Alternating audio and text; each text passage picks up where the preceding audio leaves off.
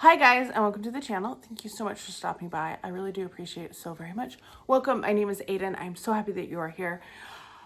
Today I have my clean perfume collection. That does not mean perfumes that are clean. I mean, technically the brand advertises that way, but these are my fragrances by the brand Clean. So I have Clean Reserve, just Clean Classic, and then the O collection, I think is what it's called.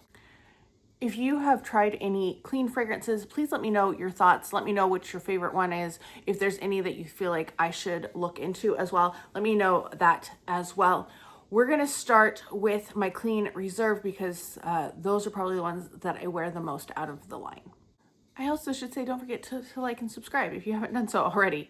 First up, we're gonna start with Radiant Nectar. This is kind of a classic that everybody was talking about for a while. I haven't heard a lot about it lately. I did find both of my bottles on like major sale. I think I picked up one at Sephora and one at Marshall's or TJ Maxx, one or the other, and they were sets with travel sprays, and I've used up at least one of my travel sprays, and I do have 2 bottles of this, so this one looks like it hasn't been used because I have one at my place and one here at my parents'.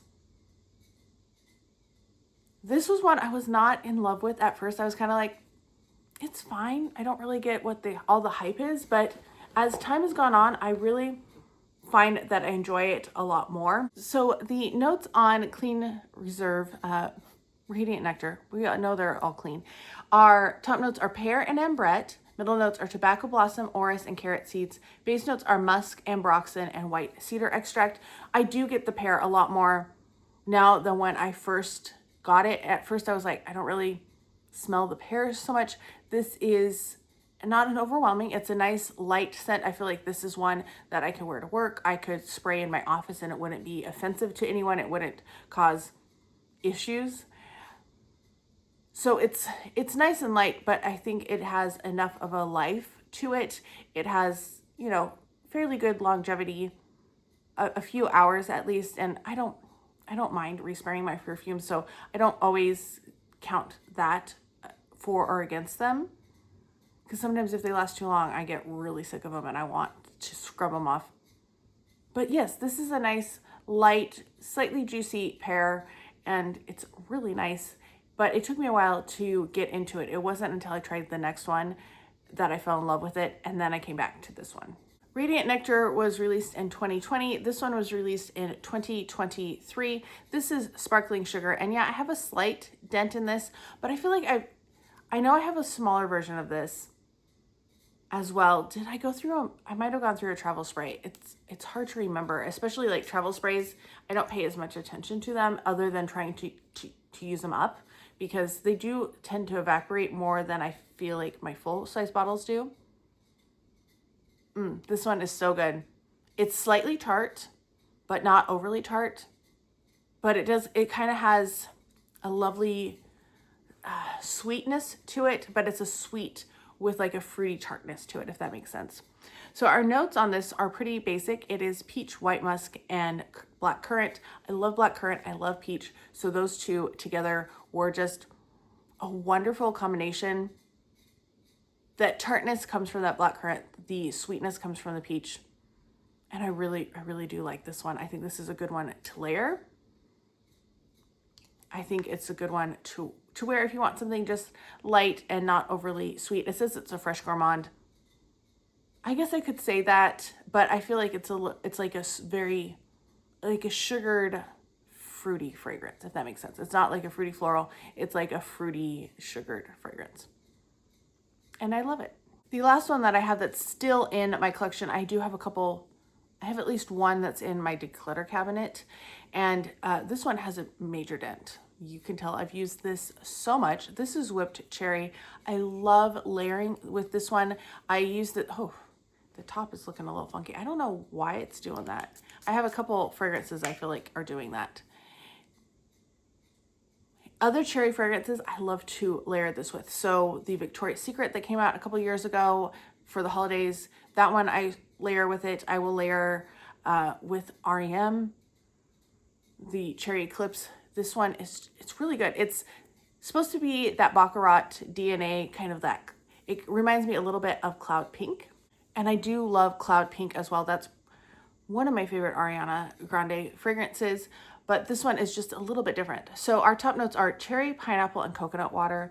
Middle notes are almond blossom, apple blossom, and mimosa. Base notes are whipped cream, cherry, vanilla, praline, and cedar. So I get a little bit of fruitiness. It doesn't smell like cloud to me, the original, because I don't know how to say it.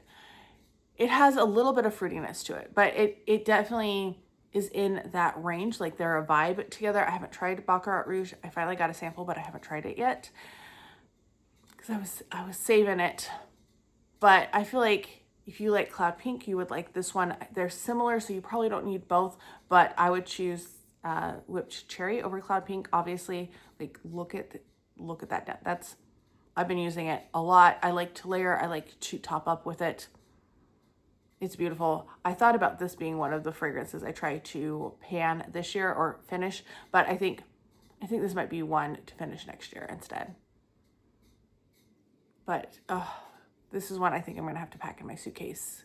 I don't know when you're gonna see this, but I am currently trying to bulk film some things with my collection and then also prepare for the semester taking what I need on a plane, which is hard when you have perfume and body creams and all of those things. But I love Whipped Cherry. I have two Cloud Classic fragrances. This first one is the newest of my fragrance purchases.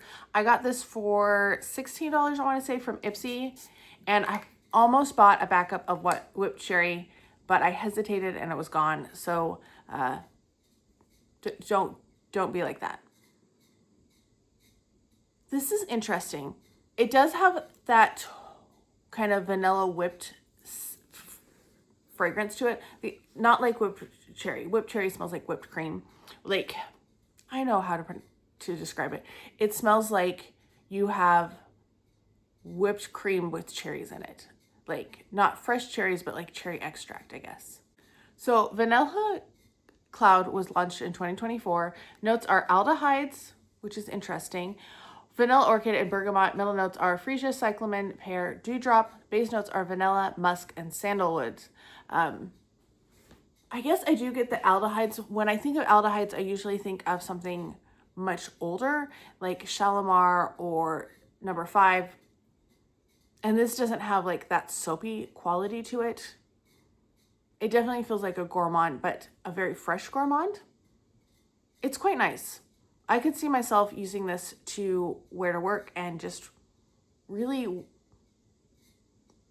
going through it and finishing it quite quickly. I feel like a lot of the clean fragrances are work appropriate because they're not beast mode, they're not overwhelming, but they are they have a lightness to them. So they feel like clean and classic, but also appropriate for work, if that makes sense.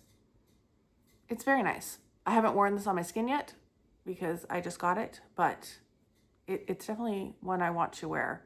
I'm kind of regretting my fragrance choice today. I was really radiating it earlier. I'm wearing Rose d'Amalfi and it was very strong. Next one is another clean classic. This is Strawberry Fields. I picked this one up at Ulta because I don't know. I don't remember why I picked it up. Was there a sale? Probably. I usually buy things on sale. But, oh, this one is one that I have neglected. I will fully say that I have neglected this one in my collection. The notes of this are wild strawberry and linen in the top. Middle notes are jasmine and orchid. Base notes are white, musk, and amber. And I do get the strawberry right away, but it does feel like a very clean, like almost a laundry shampoo-y type of a strawberry. It's slightly juicy though, but in a very, I keep saying clean, which sounds ridiculous because the brand is called Clean, but they have like they smell like fresh, clean, like once you take your laundry out or you have like freshly shampooed hair, kind of like that. It does remind me of like a strawberry shampoo. Another one I need to wear. Several things that I need to wear in the near future. These ones are easy to travel with though. So maybe I got to think which fragrances I want to take, but these are nice and compact. The last two fragrances I have are from the Eau de line H2O collection. That's what they are. They're still part of the Reserve line. This first one is Brilliant Peony. When I was ordering these, I didn't know that, oh, I guess I did know they made them this small, but I wasn't thinking that it was going to be just a little 1 ounce. But these were $16 or $18 on Ipsy, so not a bad price whatsoever, even if they are just an ounce. These bottles are much more heavy. They have, like, you can tell, a lot of extra glass to them, so not as easy to travel with. I did get the sample set of these at one time, but they're very hard to test because they're like dabber. They're not even dabbers. They have like little holes, like almost like a salt and pepper shaker. And so you're trying to like, I feel like I'm trying to bless myself with the perfume like a priest with the holy water. That's kind of the visual I got from the sample set. This is pretty. It's a little more floral than I remember. I know I really wanted the like nectar one, the nectarine one, something like that, but I haven't found that one on sale. I've seen it like listed, but it's always sold out. So our top note is peony, middle notes are floral notes and magnolia. That could be, I'm getting the magnolia, I think. Base notes are musk and sandalwood. It is very floral.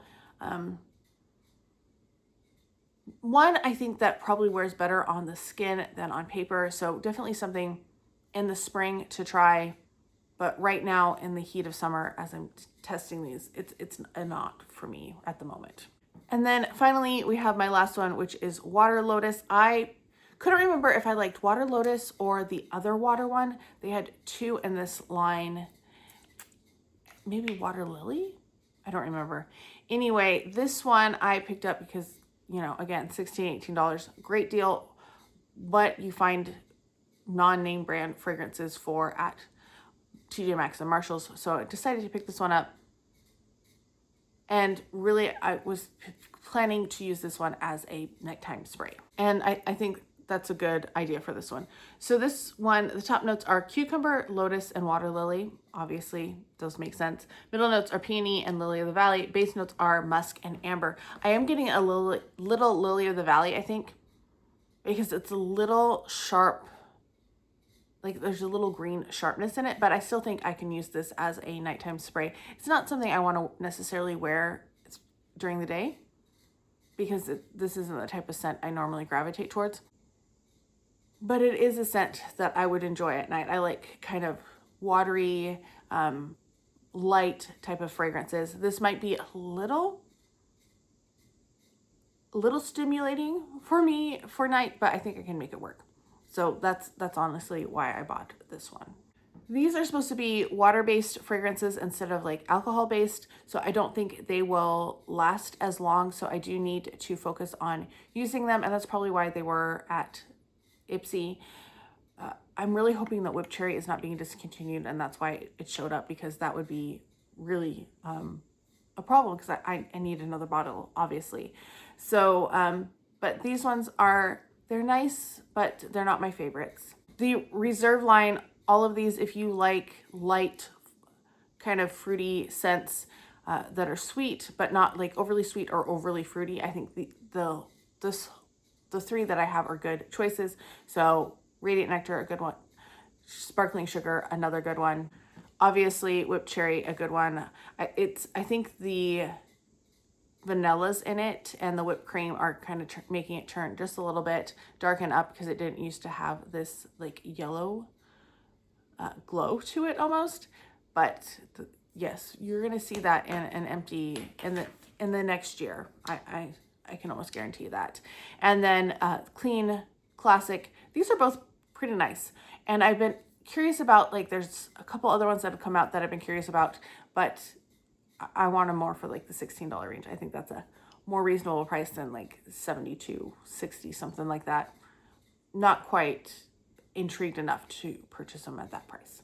So that is it for my clean perfume collection. Let me know if there are other ones that you think I should try, if there's some that you really enjoy or not. Let me know down below. I hope you're all having a fantastic day. Thank you so much for stopping by, and I can't wait to talk to you next time.